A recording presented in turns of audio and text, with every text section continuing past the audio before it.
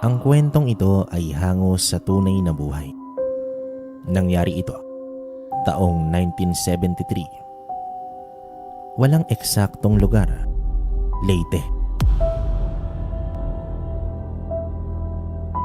Sa isang maliit at tahimik na baryo, sa gitna ng malawak na kabukiran, nakatira si Ado. Isang masipag at mapagmahal na anak. Sa bawat pagsikat ng araw, maaga siyang gumigising upang alagaan ang kanyang pananim at mga halagang hayop. Sanay na ito sa ganitong buhay. Payak ngunit puno ng kasiyahan. Habang nag-aararo ng lupa gamit ang kanyang kalabaw, naisip niya kung papaano niya minana ang simpleng buhay na ito mula naman sa kanyang ama at lolo. Lumaki siya sa piling ng kalikasan, natutong umasa sa kanyang sarili at pinahahalagahan ang bawat butil ng pawis na kanyang ipinupuhunan sa lupa. Bagamat malayo sa syudad at wala ang karangyaan ng buhay, hindi ito alintana ni Ado. Masaya ito sa piling ng kanyang pamilya at mga kapitbahay na laging handang magtulungan. Sa kanyang puso, walang kapantay ang kasiyahang dulot ng isang tahimik, simple at makabuluhang buhay sa bukid. Habang pinagmamasdan niya ang ginintoang palay na handa ng anihin, napapangiti ito. Alam niyang sa simpleng pamumuhay naroroon ang tunay na kayamanan. Binatilyo pa lamang si Ado, ngunit batid niya na ang hirap at saya ng buhay sa bukid. Tuwing madaling araw, gigising ito sa tawag ng kanyang ama, si Mang Isming, isang matandang magsasaka na sanay na sa pagbabanat ng buto. Ado, bumangon ka na anak. Kailangan natin tapusin ang pag-aararo bago pa sumikat ang araw. Tawag ng kanyang ama habang inaayos ang kanilang kalabaw. Agad namang bumangon si Ado kahit antok pa ito. Sa kanilang munting bahay, nagawa sa kahoy at pawid, sanay siyang kumilos ng mabilis, magsipilyo, maghilamos sa poso, at kumain ng kanin at tuyo na inihanda ng kanyang ina bago ito pumunta sa kanilang munting gulayan. Habang nasa bukid, tinuturo ang mabuti ni Mang Isming itong si Ado kung papaano hawakan ng tama ang araro at kung papaano alagaan ang lupa upang maging mataba ito para sa susunod na taniman. Kahit pawisan at pagod, natutuwa naman si Ado. Sa bawat bagong aral, alam niyang darating ang araw na siya naman ang mamamahala sa kanilang sakahan. Anak, tandaan mo, ang lupa natin ay parang pamilya rin. Kapag inalagaan mo, magbubunga ito ng mabuti. Wika ni Mang Isming habang nakaupo sila sa ilalim ng punong mangga upang magpahinga. Tumango naman dito si Ado at ngumiti. Alam niyang hindi madali ang buhay sa bukid, pero nararamdaman niya ang pagmamalaki sa kanyang dibdib. Gusto niyang ipagpatuloy ang gawain ng kanyang ama, hindi lamang bilang isang tungkulin, kundi bilang isang pamana ng kanilang angkan. Habang bumababa ang araw, tinulungan ni Ado ang ama sa pagbalot ng mga bagong aning gulay na dadalhin nila sa bayan kinabukasan. Sa isip niya, ang simpleng buhay nila sa bukid ay may sariling ganda. Isang buhay na puno ng pagsisikap, pagmamahal at pag-asa. Lumipas ang ilang buwan at patuloy na namuhay si Ado sa piling ng kanyang pamilya sa kanilang maliit na bahay sa bukid. Ngunit isang araw, isang matinding pagsubok ang dumating sa kanilang pamilya. Ang biglaang pagkakasakit ng kanyang ina, si Aling Marta. Nagsimula ito sa panghihina at matinding pananakit ng katawan. At kahit anong lunas ang subukan nila, mula sa mga dahon-dahon hanggang sa dasal, lalo lamang lumubha ang kalagayan ni Aling Marta. Hanggang isang gabi, mahimbing na natutulog si Ado. Nagising siya sa mahihinang pag-ungol ng kanyang ina. Nang lapitan niya ito, nakita niyang namimilipit ito sa sobrang sakit. Pawis na pawis. At tila may bumibigat na anino sa kanyang katawan.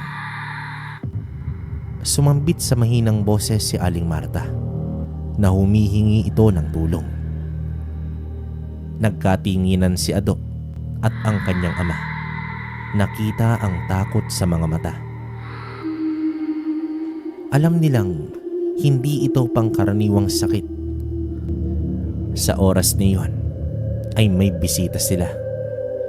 Isa sa kapitbahay ay may ibinulong ito kay Isming. May masamang espiritong bumabalot sa kanya. May inggit sa kanya.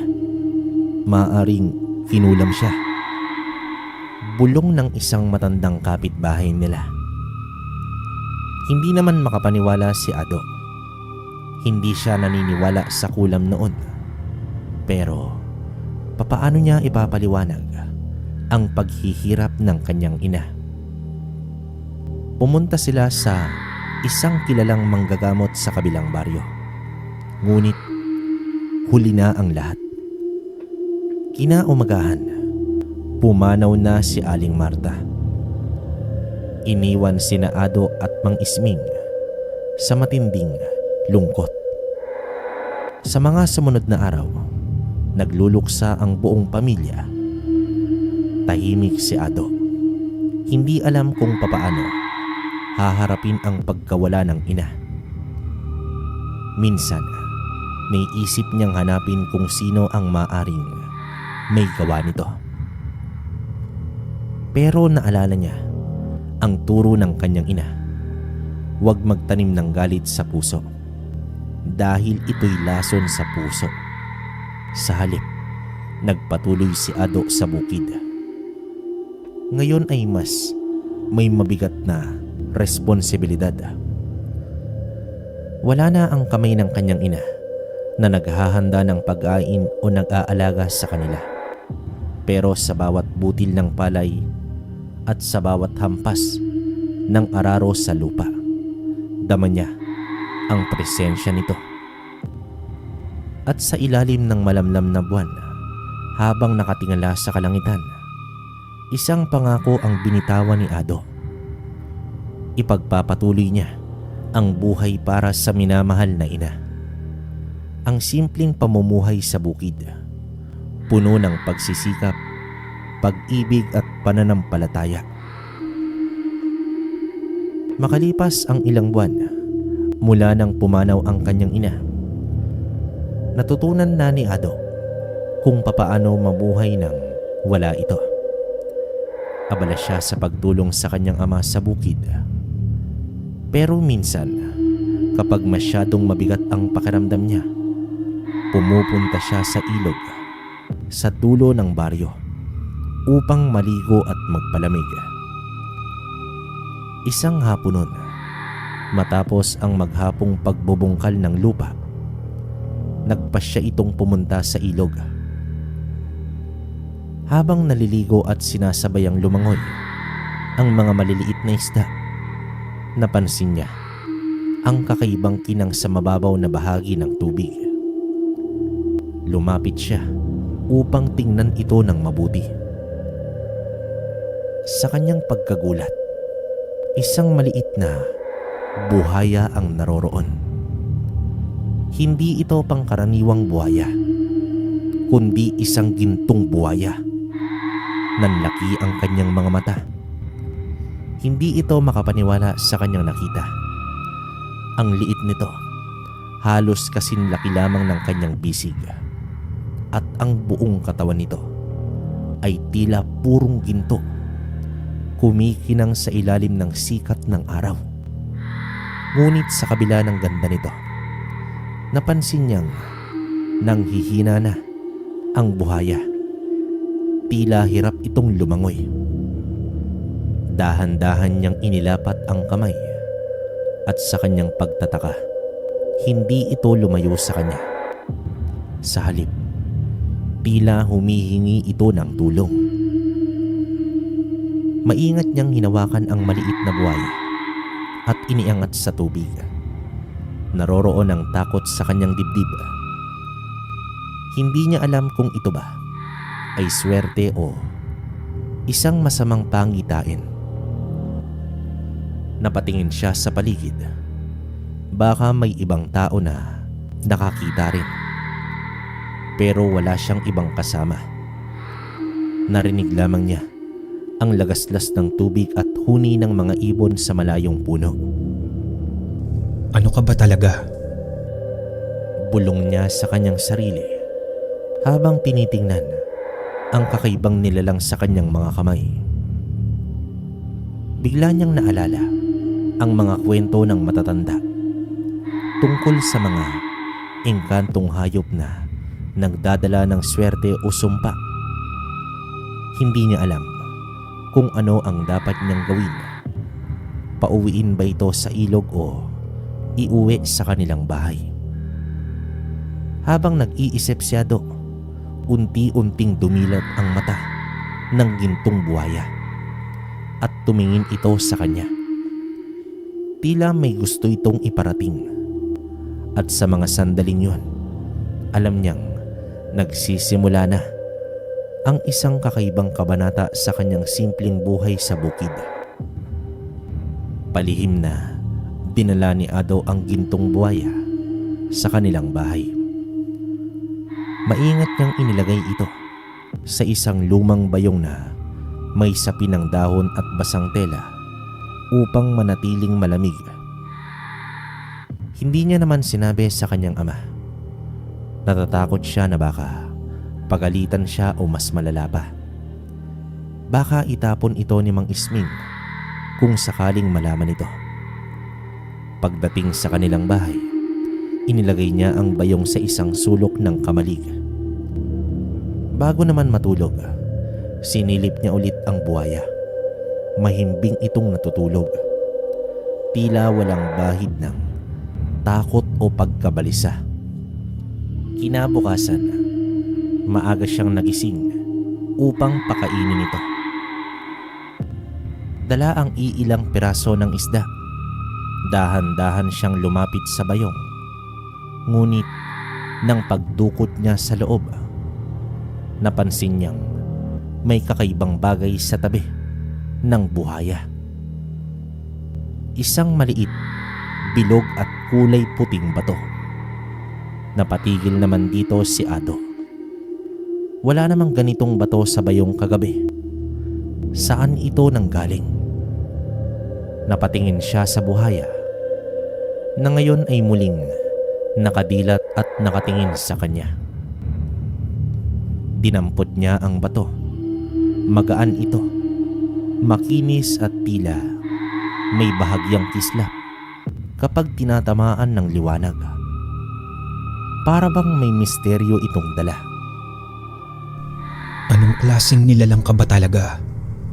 Mahinang bulong dito ni Ado habang hinahaplos ang batong yon. Naisip niya, baka mahalaga ito sa buhaya. Baka isang uri ito ng alahas o anting-anting na dala ng kakaibang hayop na ito.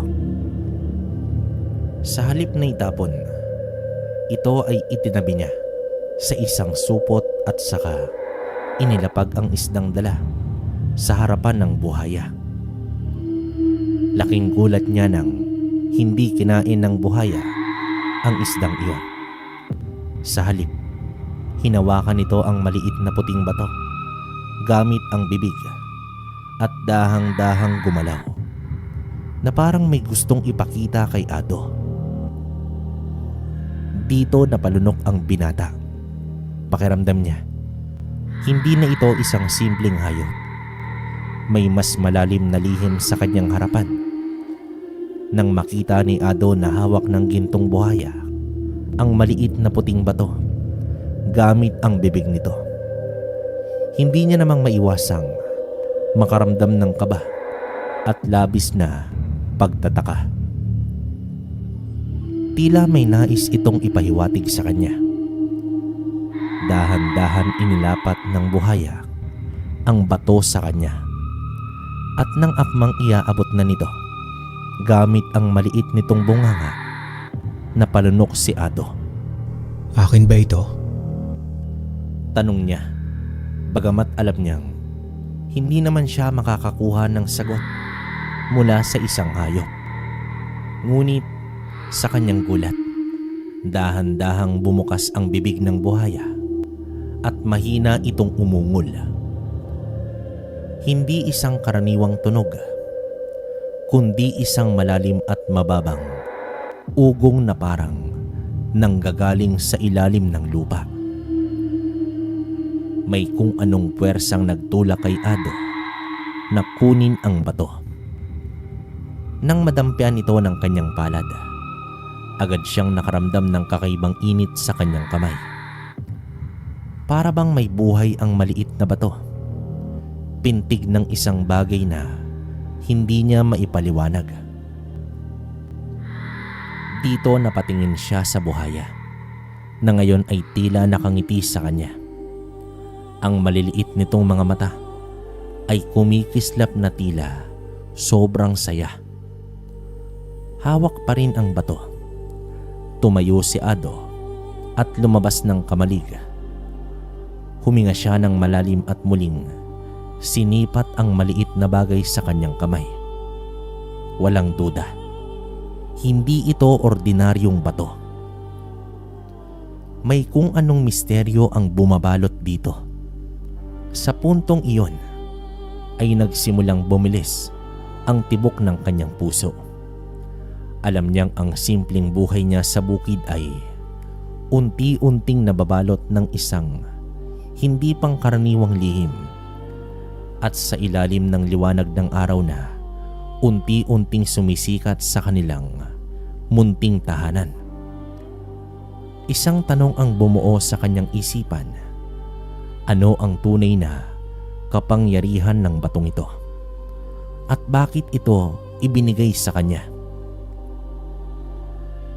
Hindi naman mapakali si Ado sa kakaibang enerhiyang naramdaman niya mula sa puting bato. Alam niyang hindi ito isang ordinaryong bato lamang. Kaya naman nagpasya siyang magtungo kay Mang Gusting, ang matandang albularyo sa kanilang baryo. Si Mang Gusting ay kilala bilang tagapayo ng mga taong may kakaibang karanasan.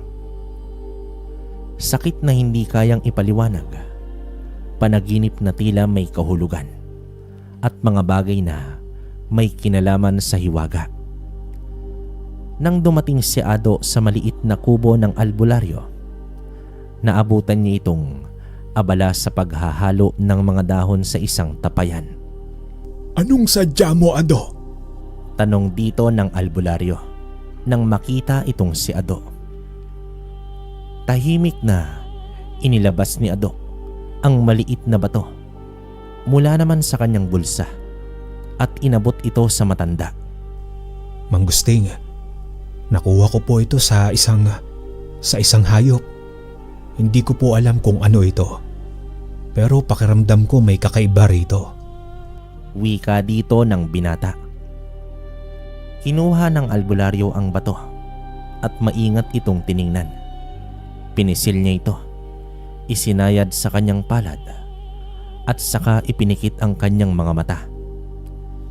Ilang sandali itong nanahimik bago muling dumilat at tumingin kay Ado nang bahagyang may pagkagulat. Ito ay isang mutya, isang makapangyarihang mutya. Ang mutyang ito ay hindi basta-bastang bato. May taglay itong hiwaga. At kung paano mo ito nakuha, ibig sabihin, ikaw ang napili nito. Mahinang wika ng albularyo at nanlaki ang mga mata. Napili? Ano pong ibig ninyong sabihin, Manggusting? Gulat na tanong dito ng binata. Huminga ng malalim si Manggusting bago ito nagwika ng, Ay, ang mga mutya ay hindi basta lumilitaw sa kahit sino. Karaniwan, ito ay binibigay ng mga nilalang na hindi natin lubusang nauunawaan, tulad ng mga engkanto, lamang lupa o espiritu ng kalikasan. Kapag ang isang mutya ay ibinigay sa isang tao, nangangahulugang ito ay may misyon siya. Isang tungkuling hindi pangkaraniwan. mahabang paliwanag dito ng matanda. Nanlamig ang pakiramdam ni Ado. Bigla niyang naalala ang gintong buhaya. Ang paraan ng pagbigay nito sa kanya ng bato, ang kakaibang pakiramdam nang mahawakan niya ito. Kaya lang, ano pong gagawin ko dito? Tanong dito ni Ado na halos pabulong. Depende sa uri ng mutya. Maaari itong magbigay ng kakaibang kakayahan, proteksyon, talino, lakas o kaalaman sa mga bagay na hindi nakikita ng ordinaryong mga mata. Ngunit tandaan mo, Ado, ang anumang kapangyarihan ay may kaakibat na responsibilidad. Tugon dito ng matanda. Napakurap si Ado. Hindi niya alam kung matutuwa o matatakot siya. Isang simpleng binatilyo lamang siya mula sa bukid. Hindi niya akalaing masasangkot siya sa isang bagay na tila bahagi lamang ng mga alamat at kwento ng matatanda. Ngunit ngayon, hawak niya sa kanyang palad ang isang mutya. At kasama nito, ang isang misteryong kailangan niyang tuklasin. At sa puntong yon, alam niyang hindi niya na basta maibabalik ang kanyang dating tahimik na buhay sa bukid. Matapos ang pag-uusap nila ni Manggusting, mas lalong hindi mapakali si Ado. Hindi niya alam kung ano ang dapat niyang gawin sa mutyang ibinigay sa kanya ng gintong buhaya. Pagod sa kakaisip, maaga siyang natulog ng gabing yon. Ngunit hindi niya alam na sa kanyang pagtulog ay dadalhin siya ng mutya sa isang kakaibang panaginip. Sa kanyang panaginip, nakita niya ang sarili sa ilog kung saan niya unang natagpuan ang gintong buhaya. Ngunit sa pagkakataong ito, ang tubig ay hindi tulad ng dati. Napakalinaw at tila may liwanag na nagmumula sa kailaliman nito. Bigla namang may lumutang mula sa tubig. Isang nilalang na walang eksaktong anyo. Ito'y parang usok o ulap na may nagbabagong hugis. Minsan ay tila isang matandang lalaki. Minsan ay isang hayop. At kung minsan na may anyong liwanag na sumasayaw sa hangin. Sino ka? Napaatras si Ado nang tanungin niya. Ngunit tila hindi niya maigalaw ang kanyang katawan. Mula naman sa nilalang ay lumabas ang isang tinig na malalim, malamig ngunit hindi nakakatakot.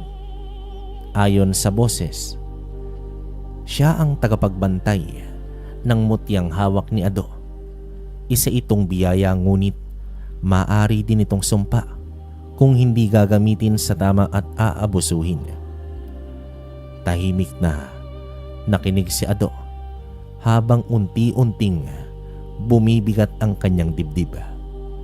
Dagdag pa nang nilalang na ang mutyang ito ay magbibigay sa iyo ng 3 pangunahing kakayahan: lakas ng katawan, na higit pa sa isang pangkaraniwang tao.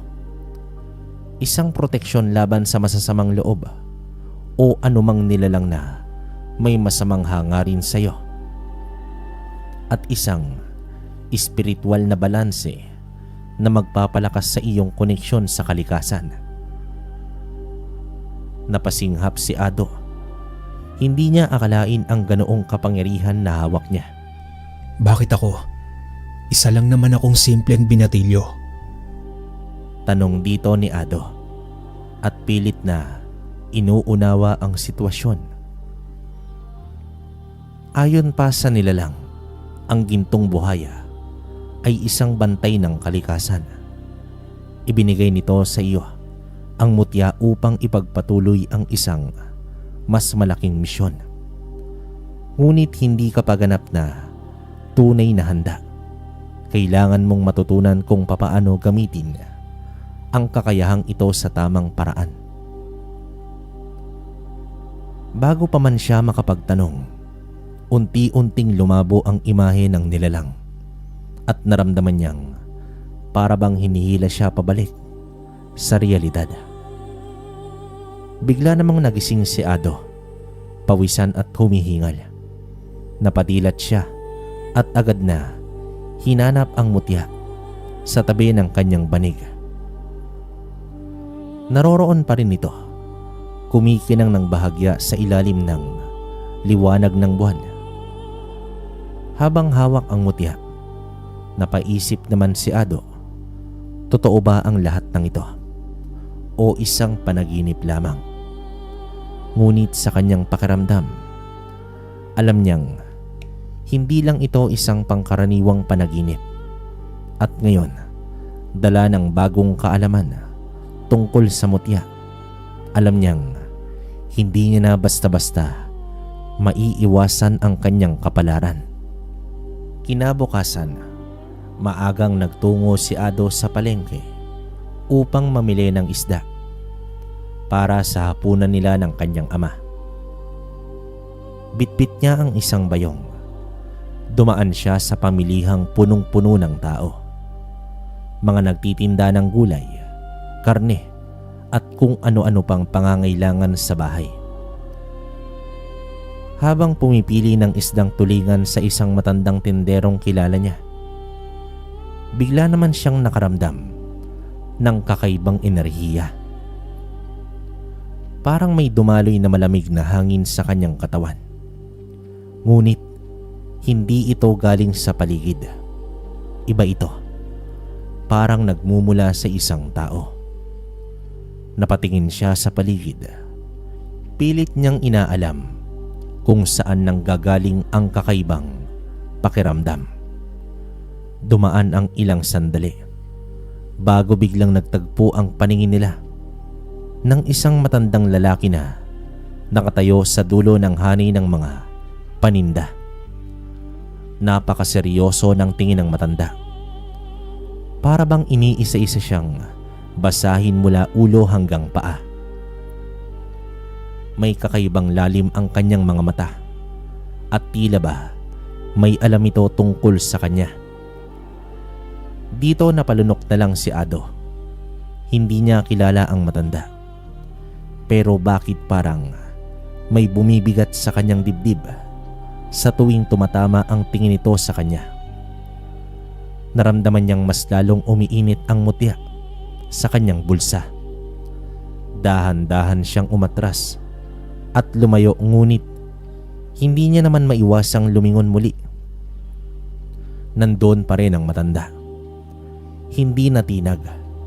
Nakatitig pa rin ito sa kanya. At sa mga sandaling yon, alam ni Ado na may hindi pangkaraniwang nangyayari. At ang matandang yon, sigurado siyang may alam ito tungkol sa kanya at sa mutyang hawak niya. Pagsapit ng gabi, habang inihahanda ni Ado ang kanyang banig, muling bumalik ang kakaibang pakiramdam na naramdaman niya kanina sa palengke. Parang may malamig na hangin na dumaan sa kanyang batok at ang paligid ay tila naging mas tahimik kaysa sa dati. Napahinto siya. May kung anong bumubulong sa kanyang isipan. Isang hindi may paliwanag na udyok. Sumilip naman siya sa labas. Dahan-dahan siyang lumapit sa may bintana. Tinapik ang manipis na kurtina at sumilip. Napasinghap naman siya. Sa labas, sa ilalim ng madilim na langit nakatayo ang matandang lalaki mula sa palengke. Nakatitig ito sa kanilang bahay. Dilat na dilat ang mga mata. Ang titig nito ay hindi pangkaraniwan. Napakalamig, napakalalim at nakakakilabot sa pakiramdam. Hindi gumagalaw ang matanda. Para bang isang anino lamang ito sa dilim. Nanginginig na umatras si Ado mula sa bintana. Pinipigilan ang kanyang sarili. Huminga ng malakas. Kinapa niya ang bulsa at hinawakan ang mutya. Naroroon pa rin ito. Mainit at tila may pintig. Para bang tumutugon sa presensya ng matanda. Sino kaya ang matandang ito? Ano ang kailangan niya sa akin? Tanong ni Ado sa kanyang sarili sa mahinang boses. Muling bumalik ang sinabi ni Mang Gusting sa kanyang isipan. Ang mutya ay maaring magdala ng proteksyon, ngunit maaari rin itong magdulot ng panganib kung may nais itong pag-ingatang kalaban. Sa pagkakataong ito, alam niyang hindi na ito simpleng pangyayari. May gustong ipahiwatig ang matandang yon at mas lalong lumamig ang kanyang pakiramdam nang muli siyang sumilip. Wala na ang matanda. Parang hindi ito kailanman naroroon. Ngunit alam ni Ado, hindi siya nagkamali. At sa gabing yon, hindi siya nakatulog ng mahimbing. Nakahawak pa rin sa mutya na tila isang sandatang maaring kailanganin niya anumang oras. Hindi mapakali si Ado. Buong magdamag. Paulit-ulit niyang naiisip ang matandang lalaki. Ang titig nitong malamig at sobrang nakakakilabot. Ang pakiramdam na parabang binabantayan siya nito. Hanggang sa pagtilaok ng manok sa umaga, hindi siya nakatulog ng mahimbing. Agad siyang nagbihes at nagtungo kay Mang Gusting upang isang guni ang nakita niya. Pagdating niya sa kubo ng albularyo, abala ito sa pagtatali ng tuyong dahon at tila may hinahandang serbesa ng halamang gamot. Napansin ng matanda ang tensyon sa mukha ni Ado. Ano na naman ba ang bumabagabag sa iyo? Tanong dito ng matanda habang inaayos ang isang lumang kahon sa may mesa. Huminga ng malalim si Ado bago tuluyang nagsalita. Mang Gusting, may nakita po akong matandang lalaki kagabi. Yung nakita ko rin po sa palengke kahapon. Ano ang ginagawa niya? Kunot noong tanong dito ng matanda. Wala po. Nakatayo lang siya sa labas ng bahay namin. Pero ang tingin niya, para bang may malalim siyang alam tungkol sa akin. Kaya nakakatakot po sa pakiramdam. Tugon dito ni Ado. Saglit na natahimik ang albularyo. Sinapu nito ang sariling baba na tila nag-iisip ng malalim. Ado, ano ang nararamdaman mo noong nakita mo siya? Tanong naman dito ng albularyo. Hindi naman agad nakasagot itong si Ado. Inalala niya ang nangyari sa palengke at sa kanilang bahay. Pakiramdam ko po, parang may bumalot na malamig na enerhiya sa paligid. Tapos, nang makita ko siya, parang biglang bumigat ang dibdib ko. Paglalahad dito ng bata. Tumango naman si Mang Gusting, bumuntong hininga, at saka ito nagsalita ng mabagal. May hinala ako, Ado. Ang matandang lalaking iyon, Maaring hindi siya ordinaryong tao. Wika dito ng albularyo. Ano pong ibig ninyong sabihin? Seryosong tanong dito ng binata. Posibleng isa siyang masamang nilalang. Isang engkanto o isang mangkukulam na may pagnanais sa mutyang hawak mo. Wika ng matanda habang seryosong nakatitig sa kanya. Pero bakit po siya interesado sa mutya? Tanong ng bata habang biglang lumamig ang pakiramdam nito. Hindi ko pa tiyak, pero maaaring gusto niya itong makuha. O baka may babala siyang gustong iparating sa iyo. Tugon dito ng matanda habang hinihilot ang kanyang sentido. Napalunok naman si Ado kung totoo ang hinala ni Mang Gusting. Nangangahulugan ba itong nasa panganib siya? Humugot ng isang maliit na supot ng dahon si Mang Gusting mula sa kanyang kahon at iniabot ito kay Ado. Itong mga dahon ng pulong gubat, itago mo sa iyong bulsa, Ado. May bisa ito laban sa masasamang nilalang. Kung makita mo ulit ang matandang iyon, huwag kang matakot. Bantayan mo ang kilos niya, pero huwag kang basta-basta lalapit. Payo naman dito ng matanda. Dito tumango naman si Ado. Pilit na nilalabanan ang kaba sa kanyang dibdib. Sa kanyang pagbabalik sa bahay, alam niyang hindi pa rito nagtatapos ang lahat. Dahil kung tama si Mang Gusting, isang mas malaking panganib ang maaaring naghihintay sa kanya at sa kanyang mutyang hawak. Pagsapit ng gabi, hindi na naghintay si Ado sa kanyang higaan tulad ng dati. Sa halip, naupo siya sa balkonahe ng kanilang bahay. Ang mga mata niya ay nakatanaw sa madilim na daan. Alam niyang darating ulit ang matandang lalaki at gusto niyang malaman kung ano talaga ito. Mahigpit niyang hinawakan ang munting supot ng pulong gubat na ibinigay ng albularyo. Sinabi pa dito ng albularyo na kapag ang isang masamang nilalang ay lumapit, kusa itong malalanta. Tahimik naman ang buong paligid. Tanging huni ng kuliglig at ihip ng hangin ang maririnig. Ilang oras na siyang naghihintay, ngunit wala pang nangyayari. Hanggang sa biglang bumigat ang pakiramdam ni Ado. Nanginig ang kanyang balat at tila may malamig na hangin na dumaan sa kanyang batok. Dahan-dahan siyang lumingon sa madilim na bahagi ng kanilang bakuran at doon niya ito nakita. Sa ilalim ng anino ng isang matandang puno, muling nakatayo ang matandang lalaki. Hindi ito gumagalaw, pero ang presensya nito ay nakakapatindig balahibo.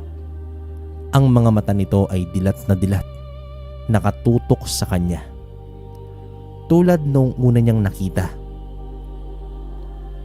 Napakapit si Ado sa kanyang bulsa kung saan nakatago ang supot ng pulong gubat.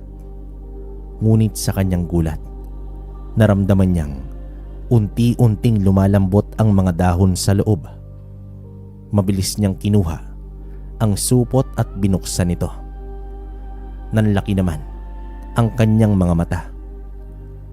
Ang dating sariwang dahon ng pulong gubat ngayon ay natuyo at naging itim, kasabay ng isang mapanghing amoy na tila bulok na kahoy. Nagpanting ang kanyang tenga. Totoo nga ang sinabi ni Mang Gusting. Ang matandang ito ay hindi isang ordinaryong tao. Isang masamang nilalang ang kaharap niya. Napalunok si Ado. Hindi niya alam kung ano ang dapat gawin. Tatakbo ba siya sa loob ng bahay? Tatawagin ba niya ang kanyang ama? Ngunit bago pa siya makagalaw, Isang malamig at malalim na tinig ang lumabas mula naman sa bibig ng matanda. "Ang mutya, ibigay mo sa akin yan." Wika dito ng lalaki. Natigilan nga si Ado at tama nga ang kanilang hinala na ang pakay ng nilalang ay ang mismong mutya. Pero bakit? Ano ang koneksyon ng matandang ito sa mutya? Sa halip na sumagot, mahigpit niyang hinawakan ang mutya sa kanyang bulsa. Alam niyang hindi niya ito maaaring ipagkatiwala sa kung sino man, lalo na sa isang nilalang na may masamang aura. Dahan-dahan ay umatras papasok ng bahay si Ado. Ngunit ang matanda ay hindi gumalaw. Nakatayo pa rin ito sa ilalim ng puno, titig na titig sa kanya. Tila may hinihintay. At sa mga sandaling yon, alam ni Ado na hindi pa rito natatapos ang lahat. Kung nais niyang malaman ang katotohanan, kailangan niyang humarap sa panganib na ito at alamin ang tunay na layunin ng nilalang na ito sa mutyang hawak niya. Nanatili si Ado sa balkonahe. Hindi magawang tumakbo o sumigaw. Ang matandang lalaki ay hindi gumagalaw. Ngunit may kakaiba itong ginagawa. Nakatingala ito, bahagyang nakapikit at tila may inuusal na kung anong mahina ngunit nakakakilabot na bulong. Unti-unti namang bumigat ang pakiramdam ni Ado. Parang may puwersang dumadagan sa kanyang katawan. Napahawak siya sa kanyang dibdib. Pilit na pinapalakas ang loob habang patuloy ang matanda sa kanyang pag-usal. Napansin ni Ado na tila lumalalim ang dilim sa paligid nito. Ang hangin ay bumigat at ang liwanag ng buwan ay bahagyang nagdilim. Parang may kung anong aninong bumabalot sa paligid.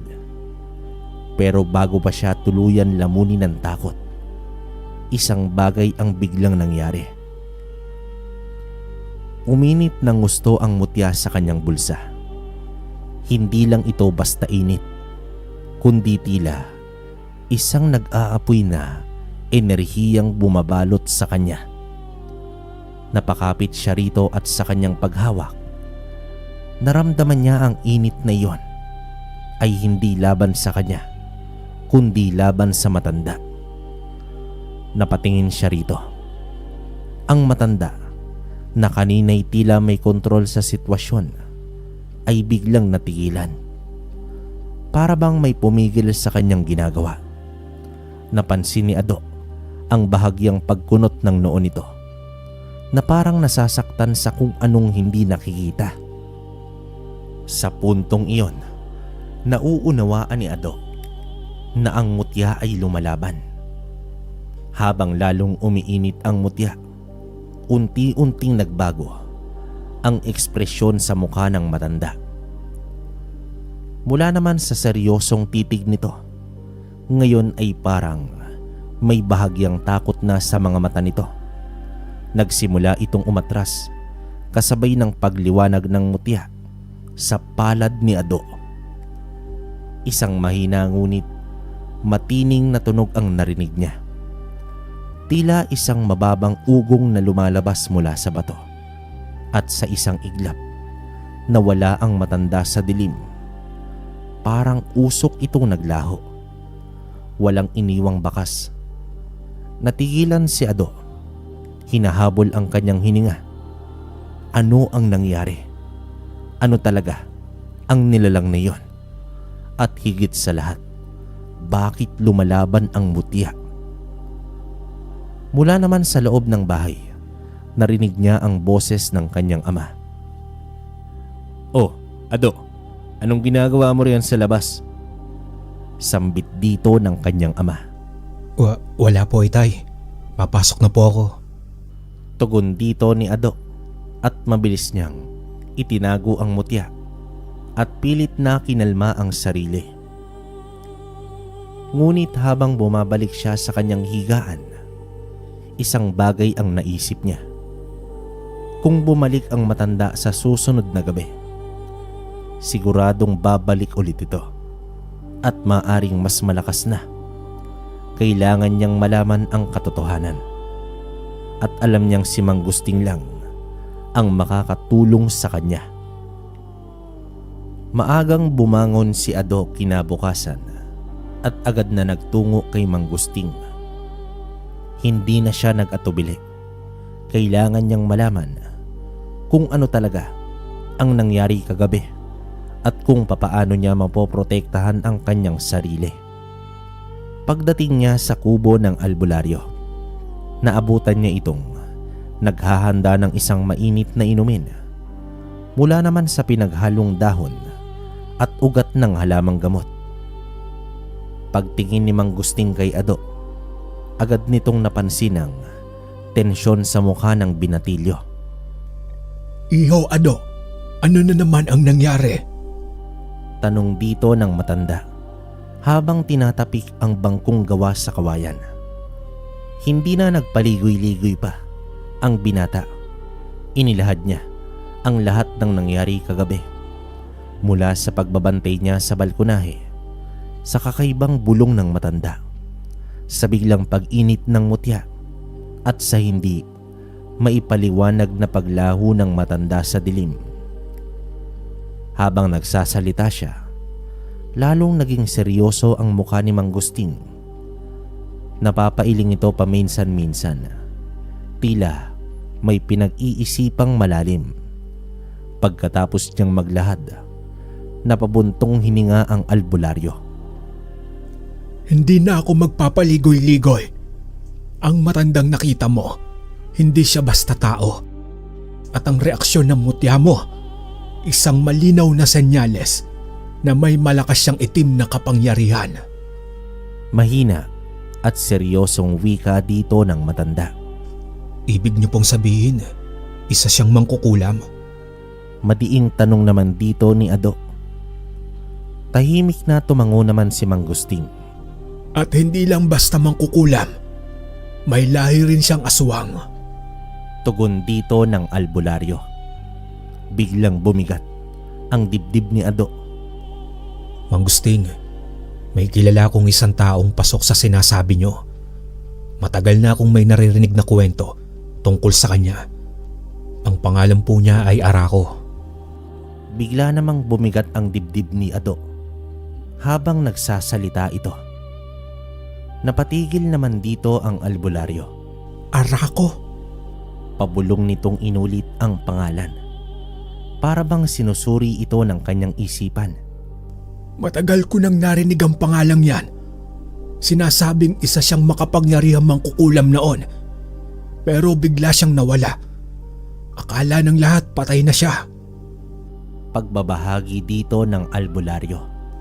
Pero buhay po siya, Mang Gusting. At siya ang nakita ko kagabi.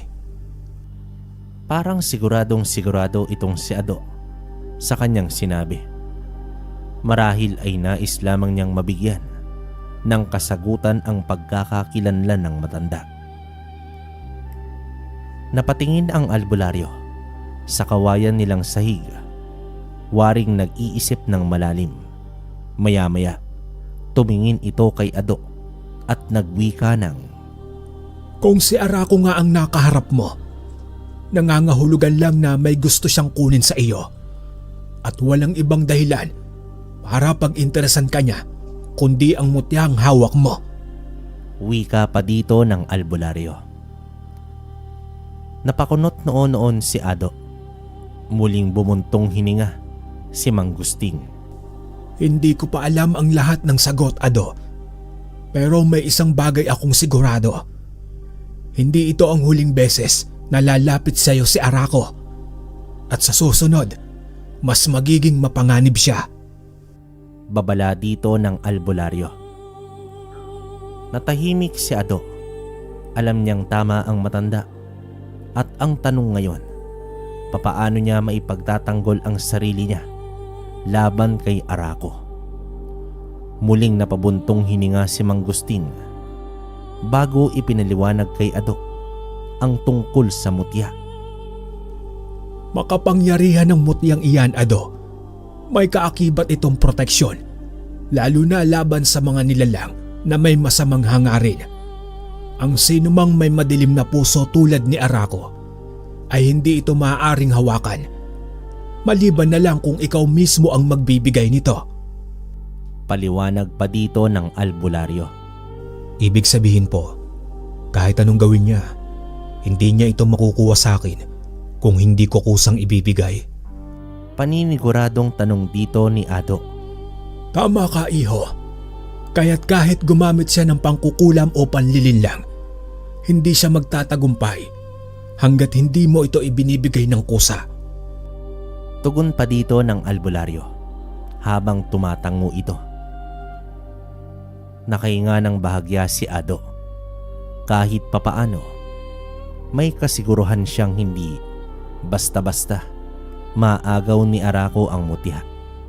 Ngunit alam niyang hindi rin ito nangangahulugan na ligtas na siya.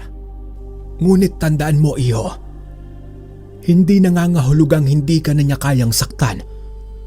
Kung hindi niya makuha ang mutya sa iyo, maaaring gumamit siya ng ibang paraan upang pilitin kang ibigay ito. Kailangan mong maging handa. Babala dito ng albularyo. Tumango naman si Ado. Alam niyang tama ang matanda at nagtanong ito kung ano ang dapat niyang gawin. Sa halip na sumagot, lumakad si Manggusting patungo sa isang lumang baul sa gilid ng kanyang kubo. Kinuha niya ang isang itak.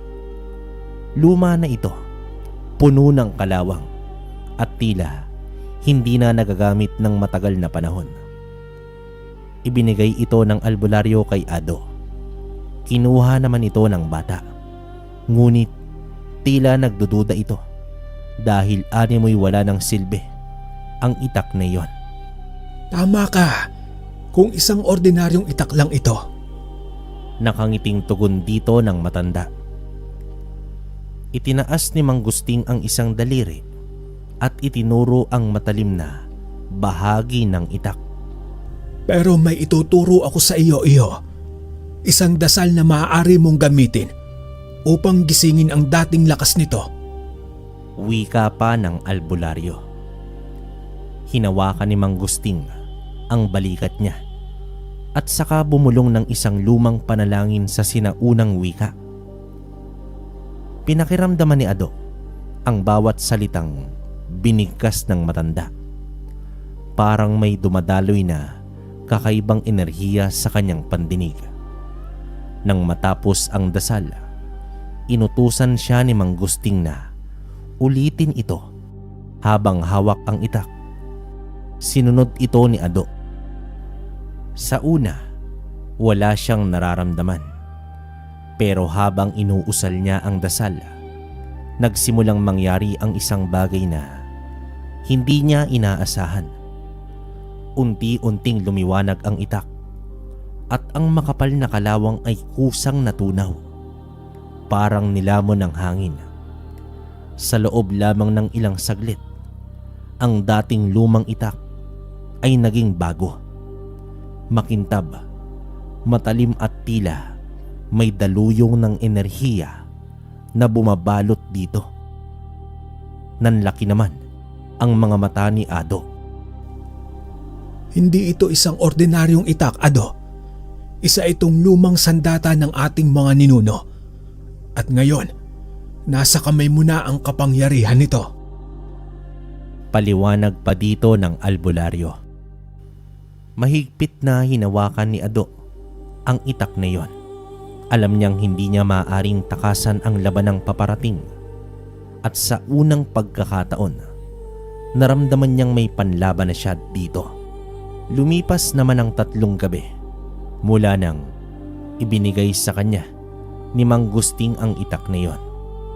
Sa mga gabing yon, palaging may kaba sa dibdib si Ado. Alam niyang hindi pa tapos ang lahat, na si Arako ay muling magpapakita at dumating nga ang gabing yon. Tahimik ang buong paligid maliban sa marahang pagaspas ng hangin sa mga dahon ng punong kahoy. Nasa loob ng bahay si Ado at ang kanyang ama. Kapwa handa nang matulog ng gabing yon, nang biglang may narinig silang isang nakakakilabot na tunog mula naman sa itaas ng isang puno. Isang tunog ito na parang umaatungal na isang malaking nilalang.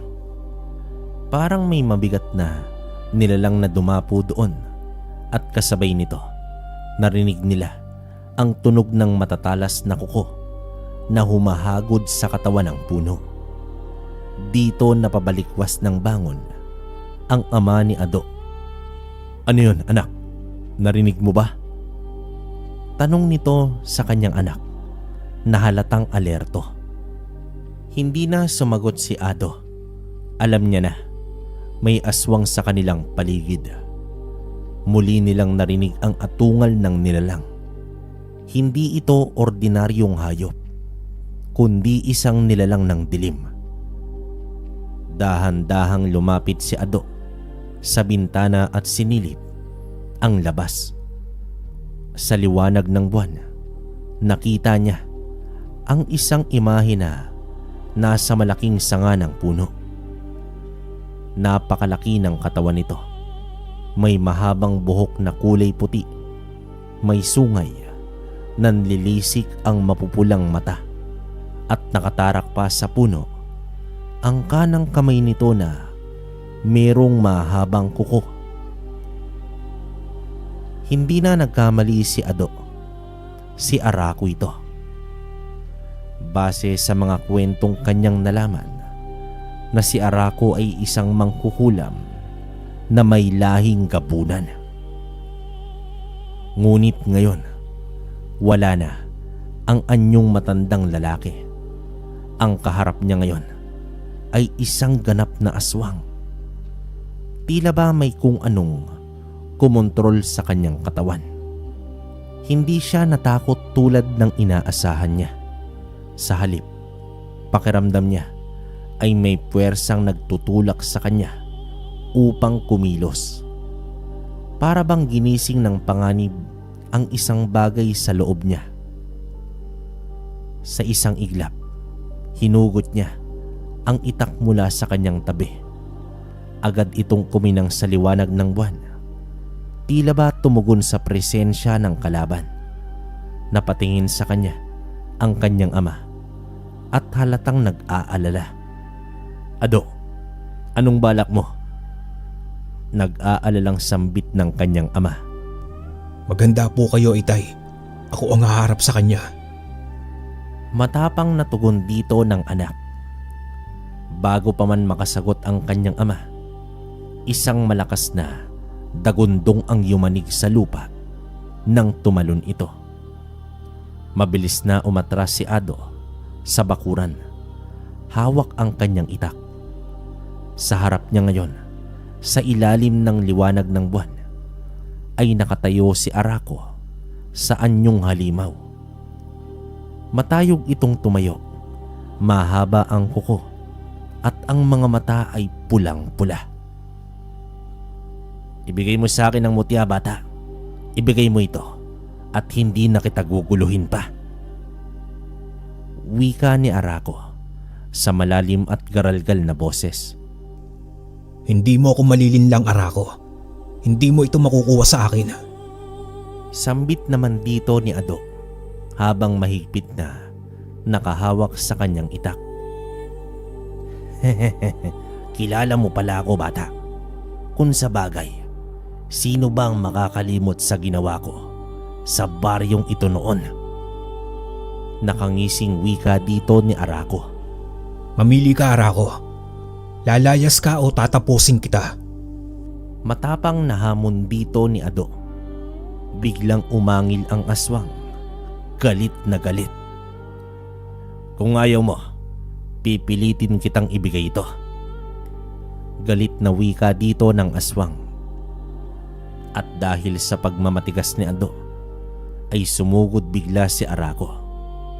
Nabigla man ang bata, ngunit Tila kusang gumalaw ang katawan ni Ado at nakaiwas sa atake ni Arako, habang ang kanyang ama ay halos kumalas ang kaluluwa sa takot nito sa pag-aakalang mapupuruhan na ang kanyang anak. Samantala, sa patuloy na pag-atake ni Arako ay walang ginawa si Ado kundi ang umiwas. Pakiramdam niya na tila sinasanay siya ng anumang nasa kanyang kalooban, bagay na ikinaiirita ni Arako. Sa lakas at bilis ng gabunan ay naiiwasan lamang siya ng isang bata, hanggang sa naramdaman ni Ado na may enerhiyang mabilis na dumaloy sa kanyang kamay at umatake siya sa paghampas ng itak. Sinalag ito ng gabunan, ngunit sa hindi nito inaasahan ay walang silbi ang matibay na kabal ni Arako sa talim ng itak ni Ado. Bumaon ang talim na bagay na ininda ng matindi ni Arako. Napapatras ito at sinasapu ang sugat. Subalit biglang sumugod si Ado at sa isang iglap lang ay gumuhit ang malalim na sugat mula noo hanggang sa kanang pisngi ni Arako. Dito mabilis umatras ang gabunan at sumigaw ito sa tindi ng sakit. Agad itong lumundag sa itaas ng puno. "Hindi pa tayo tapos, bata. Bata ka lang, tatandaan mo. Gabunan ako." Gigil na sambit dito ng nilalang bago ito tuluyang tumakas. Hawak pa rin ni Ado ang kanyang itak. Hinahabol ang kanyang hininga. Nanatili siyang nakatayo sa bakuran, habang ang kanyang ama naman ay nakatingin lang sa kanya. Gulat na gulat ito sa mga nangyari. "Ado, anak, papaano mo nagawa yon? Hindi basta-basta nasasaktan ng mga aswang. Pero ikaw, napaurong mo siya." Nanginginig na tanong ng kanyang ama. Alam niya na hindi niya na kayang ilihim ang totoo. Kailangan niyang ipagtapat sa kanyang ama ang tungkol sa mutya. Dahan-dahan niyang hinugot mula sa kanyang bulsa ang maliit na bato. Ang mutyang ibinigay sa kanya ng gintong buwaya. Kahit madilim ang paligid, tila kumikislap ito, sumasalamin sa liwanag ng buwan.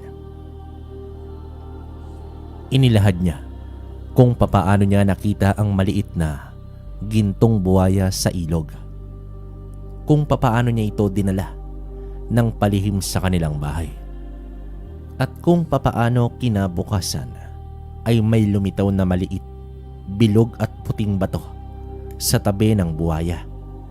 Sinabi rin niya ang tungkol kay Mang Gusting, kung paano niya nalaman na ang batong yon ay isang uri ng mutya. Isang mahiwagang bagay na nagbibigay ng proteksyon at lakas sa sino mang may taglay nito.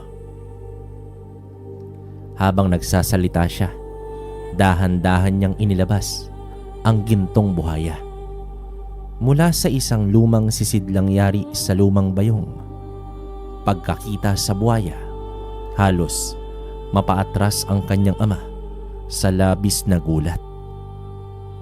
"Diyos ko, Ado, ang buhayang yan. Hindi ko akalain makakita ako ng ganyan sa buong buhay ko. May mga kwento kong narinig noong bata pa ako tungkol sa mga gintong buhaya na tagapagbantay ng mga mutya. Sinasabing pinipili lang nila ang dapat pagbigyan ng kanilang kayamanan, pero bihira silang makita. Isa kang napili, Ado." Gulat na wika dito ng kanyang ama. Napatingin si Ado sa gintong buhaya. Hindi ito gumagalaw, ngunit ramdam niya ang presensya nitong nagbabantay sa kanya. "Kung totoo yung sinasabi mo, anak, Ibig sabihin, hindi lang si Arako ang hahabol sa'yo. Marami pang nilalang ang maaaring gustong kunin ng mutya mo. Dagdag na wika pa dito ng kanyang ama. Napalunok si Ado. Alam niyang totoo ang sinabi ng kanyang ama. Nasugatan niya na si Arako ngayong gabi. Ngunit tiyak na babalik ito. Mas galit, mas malakas. Hindi lang siya maaring humabol sa mutya.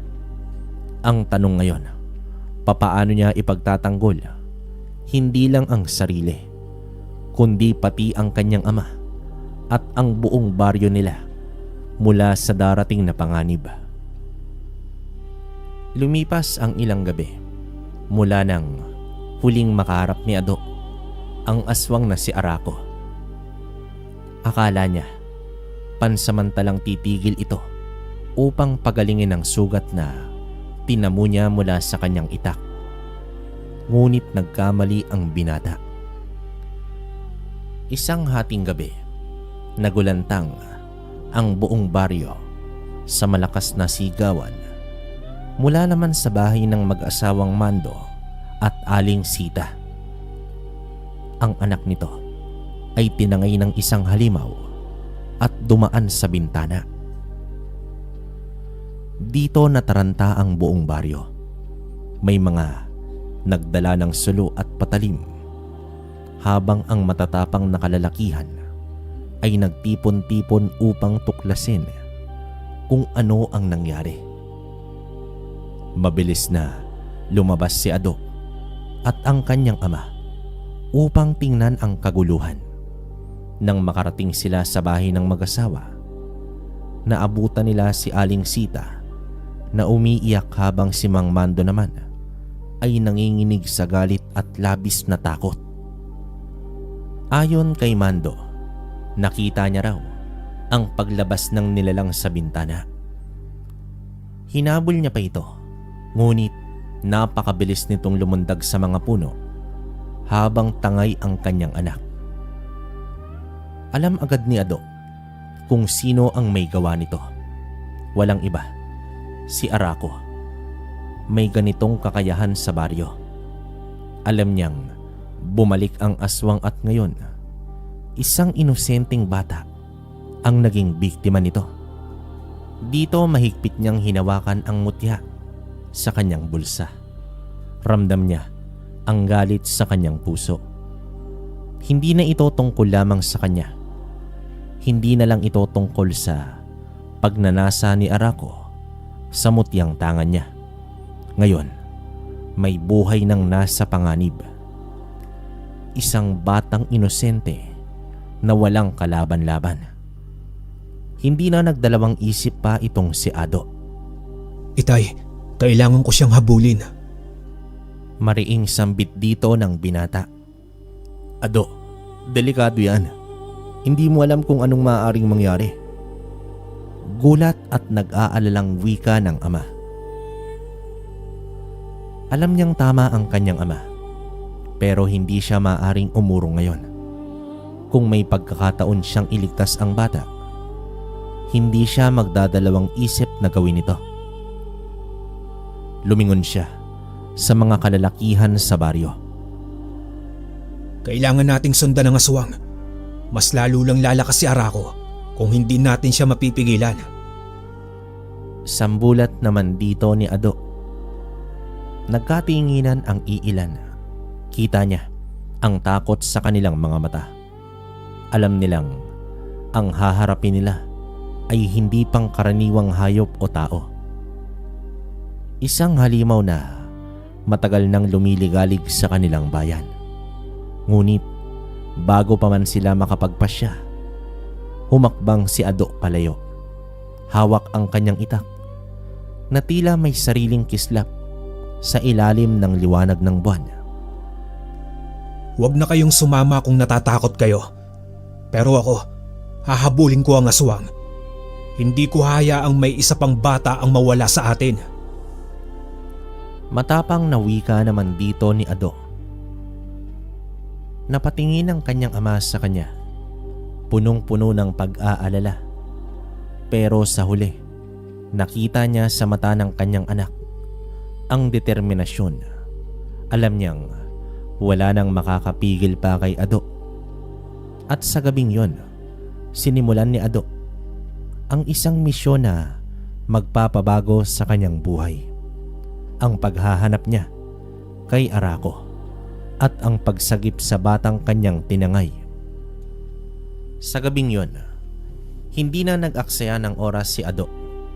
Agad siyang tumakbo palayo sa baryo. Tinahak ang madilim na landas patungo sa kagubatan. Ang kanyang puso ay mabilis ang pintig, hindi dahil sa takot, kundi sa matinding determinasyong mailigtas ang bata mula sa kamay ng aswang. Habang patuloy siyang naglalakad, may napansin siyang pagbabago sa kanyang katawan. Ang dating madilim at malabong kapaligiran ay unti-unting naging malinaw. Ang liwanag ng buwan ay tila mas maliwanag kesa sa dati. At ang mga hugis sa paligid, mga puno at dahon, at anino ay kitang-kita niya kahit sa dilim. Dito napahinto siya ng sandali. Ano to? Bulong niya sa kanyang sarili. Napansin din niyang tumalas ang kanyang pandinig. Narinig niya ang kahit pinakamahinang kaluskos ng mga insekto, ang pagaspas ng mga dahon sa hangin, at maging ang malalayong yabag ng mga hayop sa loob ng kagubatan. Ngunit ang mas ikinagulat niya ay ang kanyang pang-amoy. Isang matapang, nakakasuya at nakakapangilabot na amoy ang biglang sumingaw sa hangin. Amoy ito ng bulok na laman. Napangiwi naman itong si Ado. Halos masuka ito sa tindi ng baho. Pero alam niya na ito ang patunay na nasa tamang landas na. Ito ang amoy ng isang uri ng aswang. Dahan-dahan siyang gumalaw, sinundan ang direksyon ng mabahong singaw. Mas lumalakas ito habang palalim siya ng palalim sa kagubatan. Hanggang sa wakas, natuntun niya ang isang lumang kubo na nakatayo sa isang madamong bahagi ng kakawyan. Mahina ang paghinga ni Ado habang pinagmamasdan ang kubo. Madilim ang paligid nito, pero sa loob may konting liwanag na nagmumula sa isang nakasinding ilawan. Dahan-dahan siyang lumapit. Sa kanyang pagkakasilip sa maliit na siwang ng dingding, nakita niya ang isang batang babae na nakagapos sa may sahig. Umiiyak at nanginginig ito sa takot. At sa tabi nito, nakita niya si Arako. Nakaupo, nakayuko at may nginangat-ngat na kung anong laman sa kanyang kamay. Tumulo ang maitim na dugo mula naman sa kanyang bibig. Nanlaki ang mga mata ni Ado. Hindi na siya nagdalawang isip. Mas mahigpit niyang hinawakan ang kanyang itak. Handa na siyang lumaban. Hindi na napigilan ni Ado ang kanyang galit. Buong lakas niyang kinalampag ang dingding ng kubo. Arako, lumabas ka! Sigaw dito ni Ado. Hindi niya alintana ang panganib ng oras na iyon. Isang malalim at nakakakilabot na ungol ang narinig niya mula naman sa loob ng kubo. Ilang sandali pa, sa isang iglap, bumukas ng malakas ang pintuan at isang malabong anino ang lumundag palabas. Walang iba kundi si Arako. Nasa harapan niya ngayon ang aswang. Hindi na nagtatago sa anyong tao. Ang kanyang mga mata ay kumikislap sa dilim. Puno ito ng galit at kasamaan. "Bata," Sinira mo na naman ang plano ko. Dapat ay ibinigay mo na lang sa akin ang mutya. Ngayon, ikaw naman ang kakainin ko. Mababa ngunit nakakakilabot na boses mula sa gabunan. Walang alinlangan, biglang sumugod si Arako. Napakabilis, hindi tulad ng isang ordinaryong tao. Mabilis na nailaga nito ni Ado. Pero bago pa siya makalayo, isang matalim na kuko ang dumaan sa kanyang braso. Nagsimula ng dumaloy ang dugo mula naman sa kanyang sugat. Pero hindi siya sumuko. Alam niyang hindi niya maaaring baliwalain ang bilis at lakas ng kalaban. Mahigpit niyang hinawakan ang mutya sa kanyang bulsa at biglang naramdaman niya ang init na nagmumula rito. Isang kakaibang enerhiya ang bumalot sa kanyang katawan at kasabay nito, ang hapdi ng kanyang sugat ay tila humupa na. Ngayon, alam niyang kaya niyang lumaban ng patas. Hindi kita hahayaang makapinsala pa, Arako. Sigaw niya habang inilalabas ang lumang itak na ibinigay ng albularyo. Muli namang lumundag si Arako, pero sa pagkakataong ito, mabilis na gumalaw si Ado. Sa isang iglap, umiwas siya sa pag-atake at buong lakas na inihataw ang kanyang itak. Dito napasigaw si Arako nang matamaan siya sa balikat. Ang kanyang maitim na dugo ay sumaboy sa lupa at napatras ito sa sobrang sakit. Imposible. Paano mo ko nasusugatan ng itak na yan? Galit na sigaw dito ng aswang. Wala ka nang pakialam doon. Ako at ang itak na ito ang tatapos sa kasamaan mo. Matapang na tugon dito ng bata. Hindi niya alam na ang itak ni Ado ay hindi isang ordinaryong patalim. Ito ay may dasal 5 gustin at sa bawat tama nito, lalo itong lumalakas laban sa mga nilalang ng dilim. Muli naman siyang sumugod, mas mabangis at mas mabilis. Pero ngayon, alam na ni Ado ang kanyang mga galaw. Sinundan niya ang ritmo ng laban. Sinamantala ang kanyang pinakahusay sa paningin at pandama dahil sa mutya. Nagpalitan sila ng atake, ang matatalas na kuko laban sa matalim na itak. Hanggang sa isang pagkakataon, nakakita si Ado ng puwang. Sa isang mabilis na galaw, inundayan niya ng isang malakas na hiwa ang leeg ni Arako. Dito napatras ang aswang. Hawak ang kanyang sugatang leeg. Nagsimula itong mangisay. Ang katawan nito ay tila lumulutong at nagbabago ng anyo. Hindi ito maaari. Hindi itong magiging katapusan ko. Sigaw dito ni Arako bago tuluyang bumagsak ang kanyang katawan sa lupa. Sa loob lamang ng ilang segundo, ang kanyang balat ay nagbitak-bitak, naging abo, at saka tinangay ng hangin. Si Arako, ang mangkukulam na aswang, ay tuluyan ng naglaho. Nang tiyakin niyang wala na ang halimaw, mabilis na bumalik si Ado sa kubo. Nakita niya ang batang babae na nakagapos pa rin at nanginginig ito sa takot.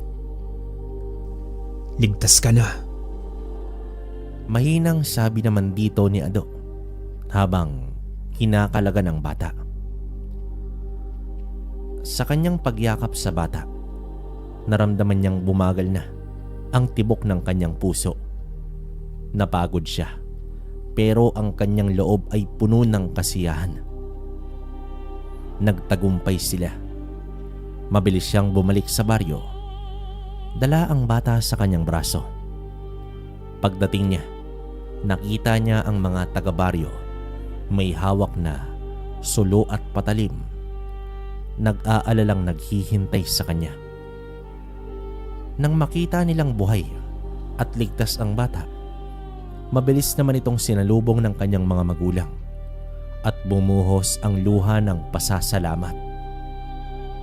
Hindi naman siya makapagsalita. Tahimik lamang siyang tumango habang pinagmamasdan niya ang pamilya ng bata na muling nagkakasama. Alam niyang may isang bagay na nagbago sa kanya. Hindi na siya basta simpleng binatilyo sa bukid. Siya ngayon ay isang tagapagtanggol. At sa kaibuturan ng kanyang puso, alam niyang may mas matinding pagsubok pa ang darating. Pero hindi siya matatakot dahil alam niya kaya niyang lumaban para sa kanyang pamilya, para sa kanyang mga tao, at para sa kabutihan. Mula nang mapuksa ni Ado ang aswang na si Arako, unti-unting nanumbalik ang katahimikan sa kanilang baryo. Wala nang mga kabataang nawawala. Wala nang malamig na hangin na may dalang takot sa hating gabi. At higit sa lahat, muling naramdaman ng mga tao ang kapanatagan sa kanilang pamumuhay. Nagpatuloy naman si Ado sa simpleng buhay kasama ang kanyang ama. Sa araw tinutulungan niya ito sa pagsasaka at sa gabi natutulog na siyang mahimbing. Hindi tulad noon na lagi siyang nakaabang sa panganib. Ngunit alam niyang hindi panghabang buhay ang kapayapaan at hindi nga siya nagkamali. Makalipas ang 2 buwan, isang kakaibang takot at muling bumalot sa kanilang baryo. Nagsimula ito sa pagkakasakit ng isang matandang babae, si Lola Nena, isang kilalang mananahi sa baryo. Iho Ado, nagamot ko na si Nena. Biktima siya ng barang. Mukhang may panibagong nilalang na naman ang mag-aasik ng lagim sa ating lugar. Wika dito ng albularyo. Sa narinig ni Ado, agad naman siyang kinabahan. Isa na namang nilalang ng dilim ang nasa baryo nila. At hindi nagtagal, dumami pa ang mga nagkasakit. Sunod-sunod na, nagsimulang makaranas ng matinding pananakit ng katawan ang ilan sa mga taga-baryo. Ang ilan ay bigla na lamang nagkakasugat habang ang iba naman ay nagiging sakitin ng walang malinaw na dahilan. Takot at pangamba ang bumalot sa buong baryo. Hanggang sa isang gabi, isang lalaki ang tumakbo sa harapan ng bahay nila Ado. Humihingal at takot na takot. Ayon pa sa lalaki, may namatay na sa baryo, si Kaimo. Napatayo naman si Ado sa kanyang narinig. Si Kaimo, ang matandang panday, ay isa na namang biktima. Alam niyang hindi ito pangkaraniwang sakit lamang. Isang mambabarang ang nasa likod nito. Hindi pa man natatapos ang isang panganib, isa na namang bagong nilalang ang lumitaw. At alam niyang muli siyang tatawagin ng kanyang tadhana upang ipagtanggol ang kanyang bayan laban sa isang mambabarang na may hindi matatawarang kapangyarihan. Ang kwentong ito ay nagpapaalala sa atin na wala talagang nakakaalam sa landas na ating tatahakin. Ika nga, lahat ng bagay ay may dahilan, malungkot man o masaya. Ito ay naayon na lang sa ating tadhana. Dito na lang ang kwento natin, kabaryo. Naway merong kayong napulot at aral sa kwentong ibinahagi natin ngayong araw.